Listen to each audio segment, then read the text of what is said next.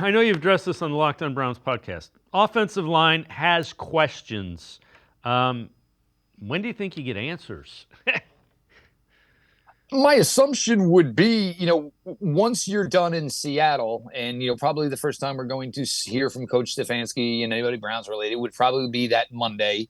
We'd like to hopefully hear that these guys are coming off the list and getting to work. I mean, or even if it's Tuesday, because for these guys to come off the list, I'm pretty sure you have to start releasing some players. So that means if they're going to come off the physically unable to perform list, maybe Tuesday would be an actual day where you would do it because you're going to cut 37 players on Tuesday anyway.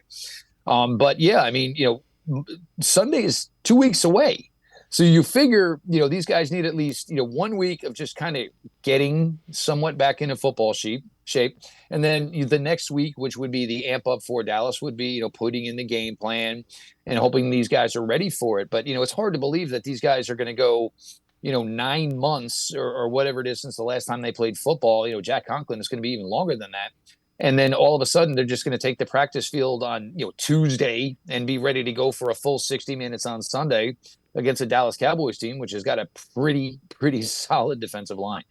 You look at it, and we were talking before. You mentioned Ifedi's a 9-year vet, so he's a guy that's played a lot in the league, has started.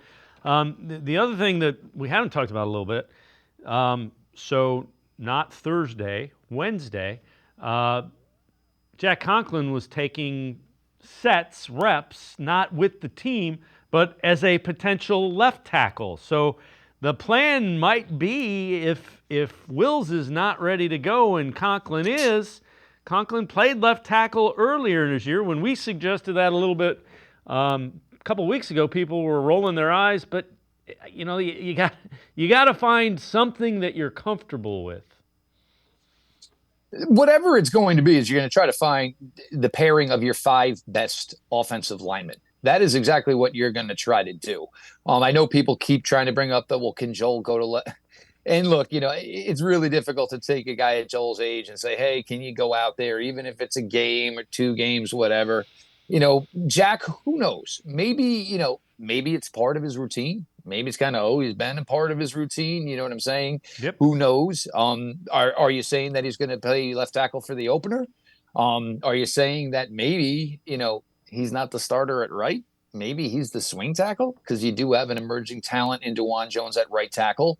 You got to have everything ready to go here. And, you feel bad, honestly, for Coach Andy Dickerson because, whatever is going to happen week 1, and say if it doesn't go well in regards to the offensive line, in regards of, whoever plays, all of a sudden he's going to be under the microscope right away. And that was going to happen most likely replacing a guy like Bill Callahan. But, it's kind of difficult, when you're asking the guy to, make a great meal and, you're half handing him some, Kraft singles and some stale old white bread. But this offensive line, one way or another, needs to get better, and we need some of the better talent out there and contributing. And it's such an odd topic to talk about because for the first 4 years of the Barry Stefanski regime, the one area of this team you really never had any concerns about was the offensive line.